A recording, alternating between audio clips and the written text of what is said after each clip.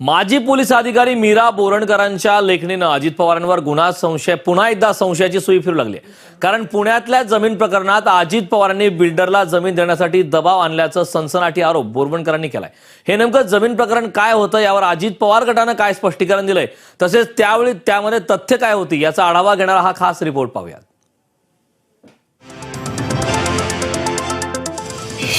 पोलिसांची जमीन बिल्डरच्या घशात घालण्याचा डाव होता। अजित पवारांनी जमीन लिलावासाठी दबाव आणला। बोरवणकरांचे अजित पवारांवर सनसनाटी आरोप। त्या जमिनीशी अजित पवारांचा संबंध नाही। माजी विभागीय आयुक्त दिलीप बंड यांचा दावा। माजी पोलीस अधिकारी मीरा बोरवणकर यांनी अजित पवारांवर केलेल्या आरोपानंतर राज्याच्या राजकारणात पुन्हा एकदा खळबळ उडाली आहे। पोलिसांच्या जमिनीचा लिलाव करण्यासाठी पुण्याचे तत्कालीन आणि आत्ताचे पालकमंत्री अजित पवारांनी दबाव आणल्याचा आरोप बोरवणकरांनी केलाय। जमीन लिलावासाठी अजित दादांचा दबाव। बोरवणकरांचा अजित पवारांवर आरोप। पुण्याच्या पोलीस आयुक्त पदाचा कार्यभार स्वीकारल्यानंतर मला विभागीय आयुक्तांचा कॉल आला आणि त्यांनी सांगितलं, पुण्याचे पालकमंत्री तुमच्याबद्दल विचारत आहेत, तुम्ही त्यांना एकदा भेटा। येरवडा पोलीस स्टेशनच्या जमिनी संदर्भात विषय असल्याचंही यावेळी मला सांगण्यात आलं। विभागीय कार्यालयातच मी पालकमंत्र्यांची भेट घेतली।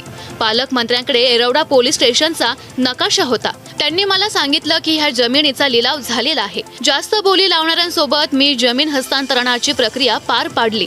मी पालकमंत्र्यांना सांगितलं की येरवडा पुण्यातील मध्यवर्ती ठिकाणी आहे। भविष्यात अशी जागा पुन्हा मिळणार नाही।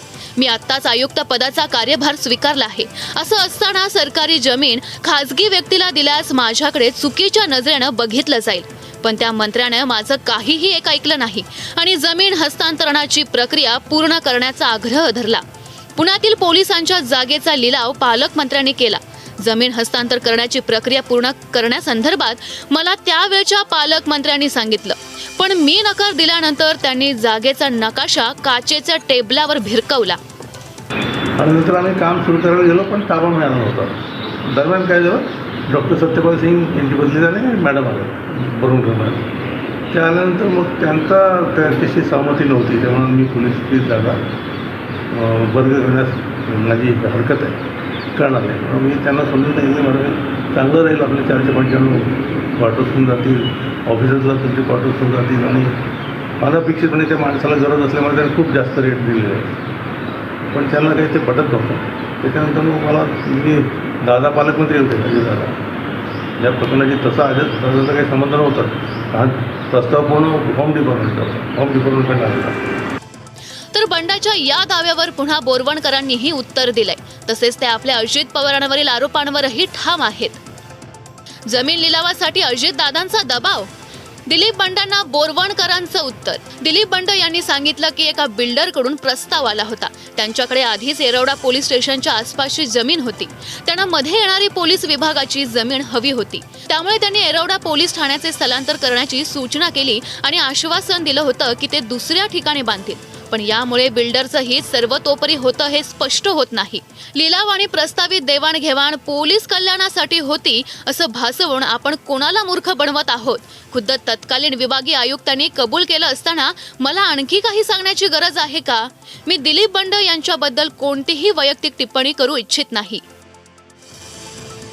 तर या जमीन प्रकरणाबद्दल 2011ला काय बातम्या छापल्या होत्या त्याची कात्रणं आता व्हायरल होऊ लागल्यात। या बातम्यांमुळे मीरा बोरवणकरांच्या आरोपांना आणखी बळ मिळतंय, कारण ही जमीन बिल्डरला देण्यास राजकीय दबाव असल्याचा उल्लेख या बातम्यांमध्ये करण्यात आला होता।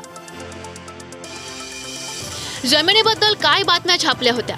2G स्पेक्ट्रम घोटाळ्यातील आरोपी शाहिद बलवाच्या एव्हरशाईनं कंपनीला जमीन दिली गेली होती। सरकारनं ही जमीन पोलीस स्टेशन आणि गृहसंकुलासाठी 1989 मध्ये दिली होती।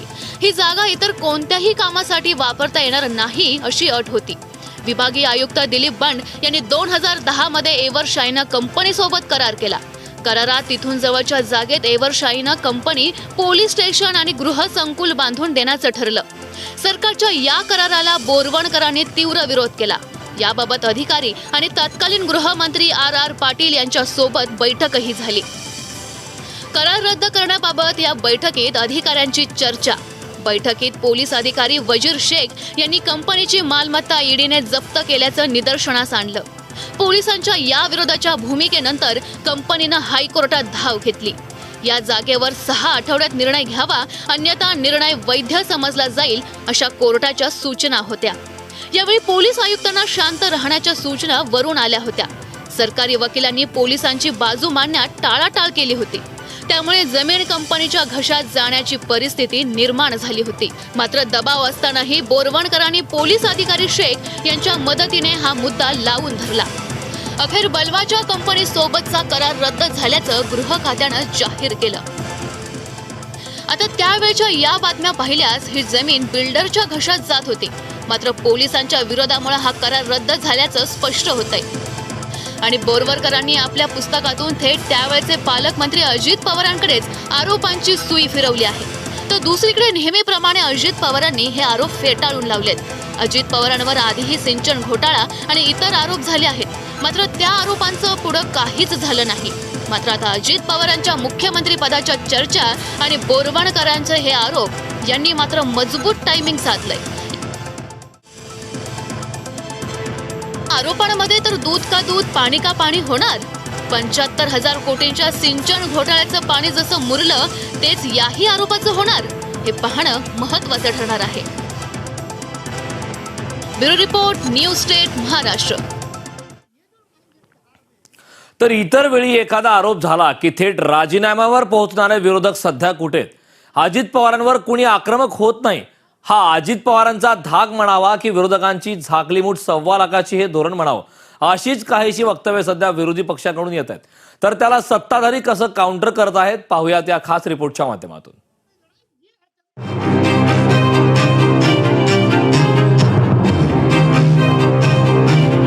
बोरवणकरांच्या खळबळजनक आरोपानंतरही विरोधक थंड का? अजित पवारांबाबत विरोधकांचा सूर मवाळच. विरोधकांची भूमिका झाकली मूठ 1.25 लाखाची. पुण्यातील पोलिसांच्या जमीन लिलावासाठी अजित पवारांनी दबाव आणल्यानंतर राज्यातील राजकारणही पुन्हा ढवळून निघाले. माजी विभागीय आयुक्त दिलीप बंड आणि खुद्द अजित पवारांनीही आरोप फेटाळल्यानंतरही मीरा बोरवणकर या आपल्या आरोपांवर ठाम आहेत. मात्र इतर कोणत्याही प्रकरणात आरोप होताच त्या नेत्यांच्या राजीनाम्यासाठी धावा करणारे विरोधक यावेळी बरेच मवाळ दिसून येत आहे. कोणताही विरोधक आक्रमकरित्या अजित पवारांवर हल्लाबोल चढवताना दिसून आला नाही. प्रश्न मीरा बोरवणकर आणि अजितदादांचा आहे ना. त्यांनी आम्हाला कधी सांगितलं, आता त्यांनी पुस्तकात लिहिलेलं आहे. ज्या अर्थी पुस्तकात लिहिलं आता ते आणि दादा बघतील काय करायचं ते.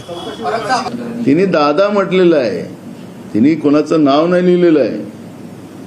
म्हणजे हे आंदोलन करायचं असेल तर करा ना, सरकारमध्ये राहून आंदोलन करायचं असेल तर या लोकांना. पण मला म्हणायचं तिने दादा म्हटलेलं आहे. आता हा दादा कोण? IPS अधिकाऱ्यांमध्ये या सरकारच्या विरोधात मोठा उद्रेक आहे. असं आहे की चौकशी निपक्षपातीपणे झाली पाहिजे. आता CBI ED न झोपता अविरत काम करतील आणि मागचे आरोप आत्ताचे आरोप यावर कुठल्या तरी निष्कर्षापर्यंत जातील असा आम्हाला विश्वास आहे.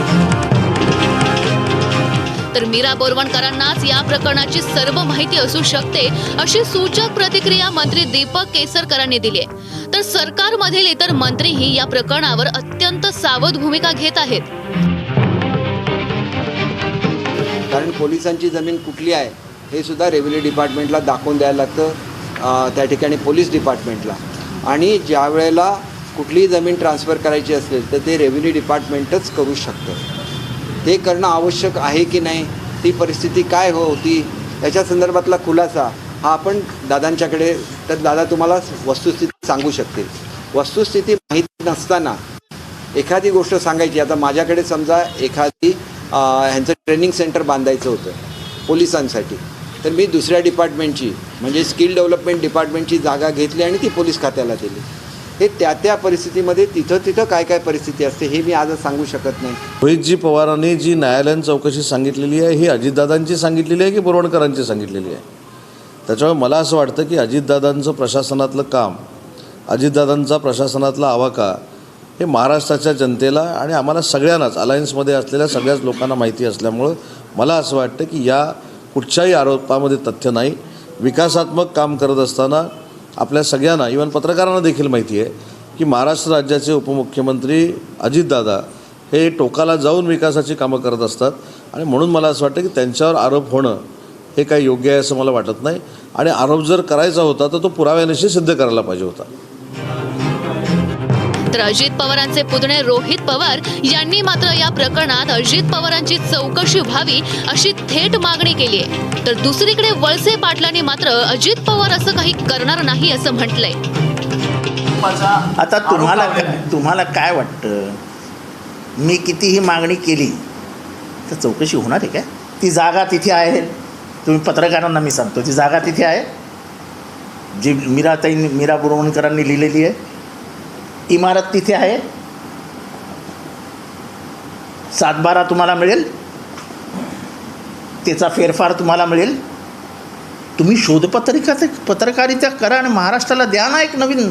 जसं भाई सावंतांच्या वेळेस पत्रकारिता करून त्या सलाईनमध्ये काहीतरी गडबड हे पत्रकारांनी समोर आणलं.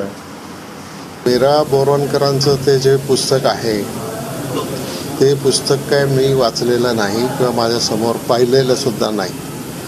त्यामुळं त्याच्यामध्ये त्यांनी काय लिहिलं आहे आणि कशाबद्दल लिहिलं आहे हे समजून घेतल्याच्याशिवाय स्पष्ट होणार नाही. परंतु अजितदादा असं काही करतील असं मला वाटत नाही. मात्र रोज नेत्यांवर आरोप करण्यात अग्रेस असणारे संजय राऊतही या प्रकरणापासून हात झटकताना दिसून आले. संजय राऊतांनी या आरोपांवर काय म्हटलंय हे तुम्हीच पहा. हाँ, तो अब ईडी क्या करेगी? अब देवेंद्र फडणवीस क्या करेंगे? अब ईओडब्ल्यू क्या करेगी?